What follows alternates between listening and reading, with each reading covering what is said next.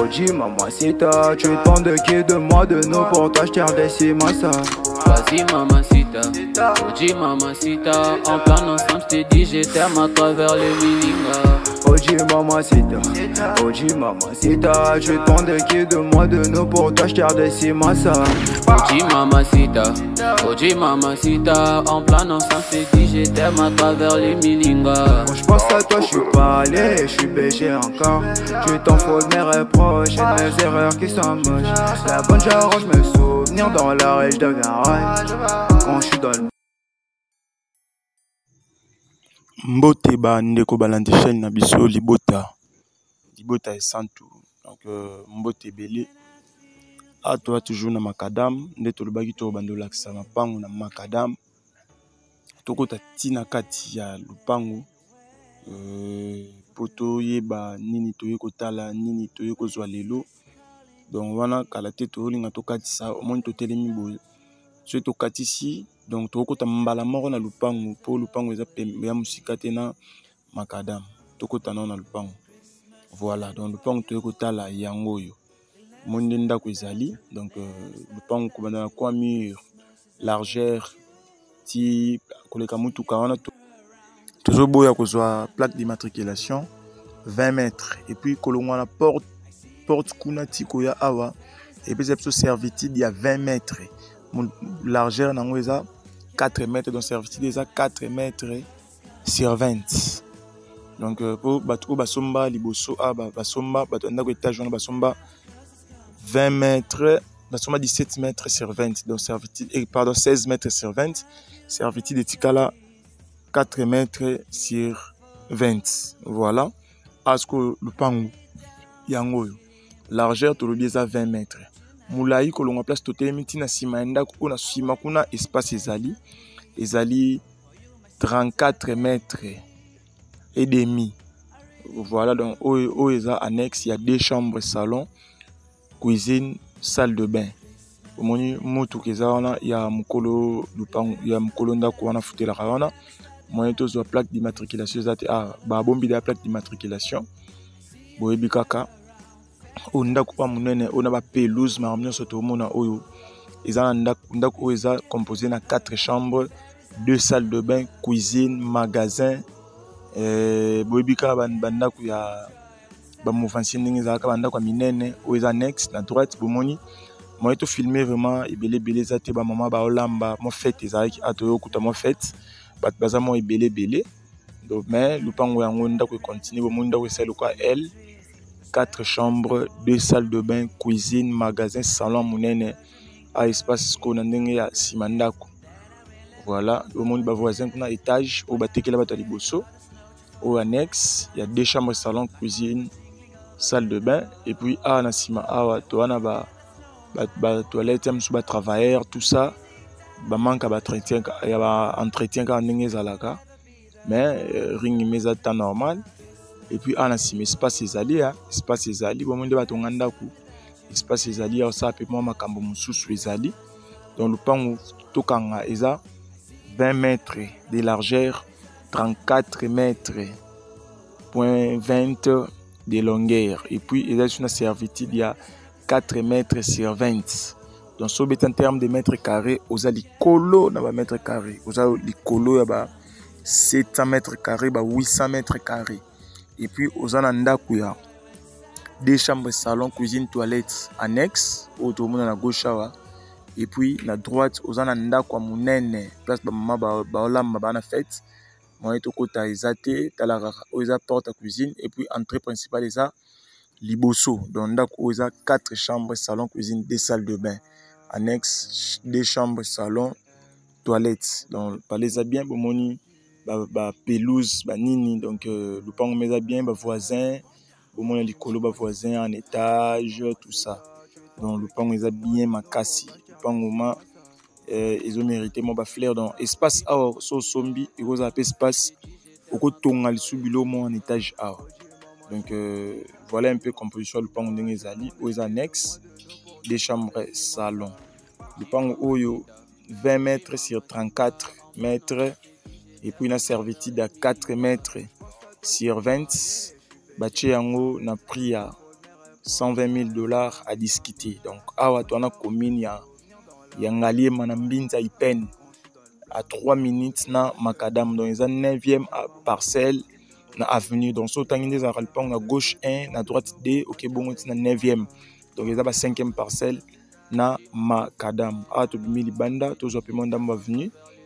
Bon, voilà, dans libanda le pango yango immeuble monnaie liboso asko balabala poto bimati Prince dans le pan où il y a la commune ya Ngalema dans secteur ya Mbinza Upen. Donc il y a Mbinza Upen musika te na rond-point Upen bomona ki eto ndeko la ça entrer nango ils a pembe donc ils a entrer nango ils a Macadam SK supermarché SK au Kotiwana au Kito tangi 5e ou 6e parcelle Oyewana oza mobimba. Donc en place mais bien banda ko na minene ba fouter la rayango o ndeta 4 chambres ba locataire baza ou 2 chambres na pe ba locataire bazali.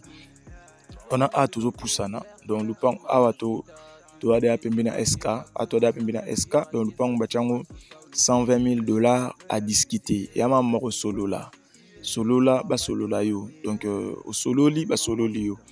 Le pan eza à discuter ba kolo nango toza vraiment na posa ya mbongo donc toza vraiment na posa ya mbongo owa koza intéressé benga to solo là donc $120 000 à discuter. Le pango eza munene 20 mètres sur 34 c'est en fait 4 mètres sur 20 donc na mula eza lokwa neti ba 54 mètres 57 mètres de longueur sur 20 donc voilà un peu le pango eza munene eza spacieuse voilà un peu donc owa koza intéressé ko benga biso Prince yango yo $120 000 à discuter. Commune Ngalé Mbinza Upen. Merci beaucoup. Bye. I see everywhere around the fairies of December. Bébé et toi, un mélodie. Oji mamacita, tu te demandes qui de moi de nous pour t'acheter des cimasa. Vas-y mamacita, Oji mamacita, en plan ensemble je t'ai dit je t'aime à travers le milinga. Oji mamacita, tu te demandes qui de moi de nous pour t'acheter des cimasa. Oji mamacita, en plan ensemble je t'ai dit je t'aime à travers le milinga. Quand je pense à toi je suis pas allé, je suis BG encore. Tu t'en fous de mes reproches et de mes erreurs qui sont moches. La bonne j'arrange mes souvenirs dans la rue, je deviens rage. Quand je suis dans le bloc, bébé avec je pêche. Oji mamacita, tu te demandes qui de moi de nous pour toi je tire des cimasa. Oji mamacita, en plan ensemble je t'ai dit je t'aime à travers le milinga.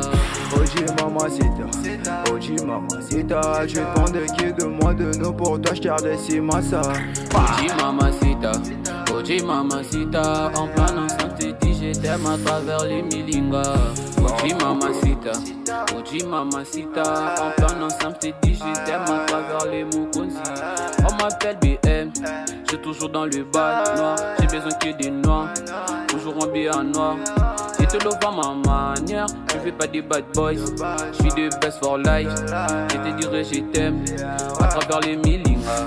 Elle me demande une pause quand je prends ma dose.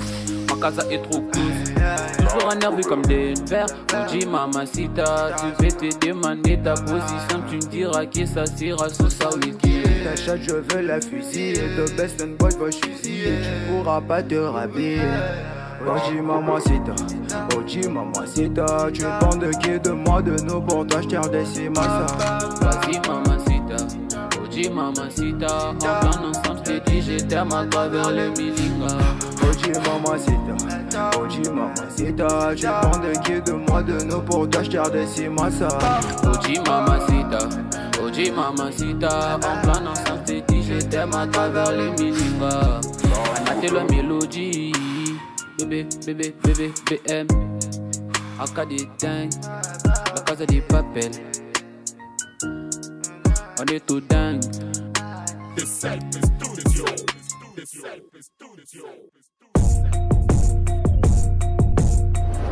Ah oui, ah oui. Papa, maman, cher honorable, chère excellence, votre satisfaction est notre devoir. Voici la solution rapide pour toute activité des transactions immobilières en RDC. Pour la vente, l'achat et la mise en location de vos biens, meubles et immeubles, contactez l'Agence congolaise de prestations et services. Vous avez une parcelle à vendre, un terrain, une villa, une concession à vendre partout à Kinshasa. Veuillez nous contacter. Attention, attention, ce n'est pas fini. Vous voulez aussi acheter avec assurance et sécurité ici à Kinshasa? Veuillez nous contacter. Appelez-nous au plus 243 85 277 96 30 WhatsApp et appel. Et aussi pour le service client, plus 243 97 67 40 682. Nos bureaux, nous sommes à Kinshasa, Gombe, gare centrale. Et aussi, n'oubliez pas, nous sommes à Kinshasa, Ngaliema, Mimosa, rond-point Brikine. L'agence congolaise de prestations de services, la solution rapide pour toutes vos activités de transactions immobilières.